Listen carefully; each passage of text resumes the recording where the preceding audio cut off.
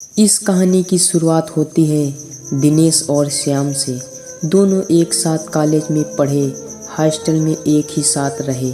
दिनेश और श्याम में काफ़ी गहरी दोस्ती थी। दोनों एक दूसरे का साथ हमेशा देते थे।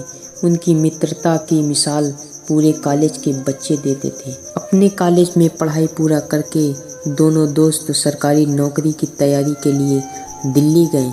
दोनों ने खूब मन लगाकर पढ़ाई किया और सरकारी नौकरी की परीक्षा दी। परीक्षा का परिणाम आया तो उसमें दिनेश सफल हो गया था, मगर श्याम सफल नहीं हो पाया था। कुछ दिन पश्चात दिनेश ने दिल्ली में ही सरकारी नौकरी को ज्वाइन कर लिया। धीरे धीरे दिनेश अपनी नौकरी में व्यस्त होता चला गया। कुछ समय पश्चात जब श्याम की नौकरी नहीं लगी तो दिनेश ने भी उस पर ध्यान देना बंद कर दिया और अपनी दुनिया में मस्त रहने लगा। इस बात का श्याम को बहुत दुख था कि उसका परम मित्र अब उससे सही से बात तक नहीं करता। एक दिन शाम को जब श्याम बाजार में सब्जियां लेने जा रहा था तो उसने देखा कि रास्ते के एक तरफ बहुत भीड़ इकट्ठी हुई। श्याम भी भीड़ की तरफ गया। वहाँ पर एक व्यक्ति बहुत ही बुरी तरह से घायल पड़ा हुआ था।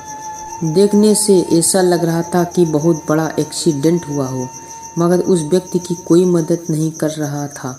उस व्यक्ति के शरीर से अनियंत्रित रूप से खून बह रहा था। श्याम ने उस व्यक्ति के पास जाकर देखा तो वह हैरान रह गया, क्योंकि वह व्यक्ति दिनेश था।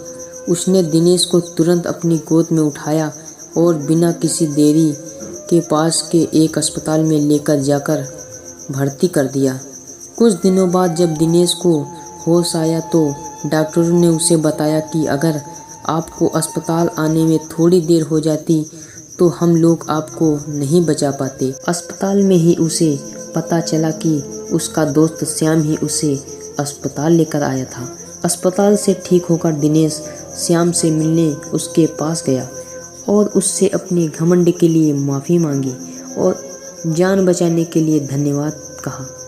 उसने श्याम को पढ़ाई में तब तक मदद करने का वादा किया जब तक कि वह भी किसी सरकारी नौकरी को ना पा जाता।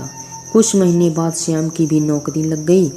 अब दोनों दोस्त पहले की तरह खुशी खुशी एक दूसरे के साथ रहने लगे एवं हर सुख एवं दुख में एक दूसरे का सहयोग करने लगे।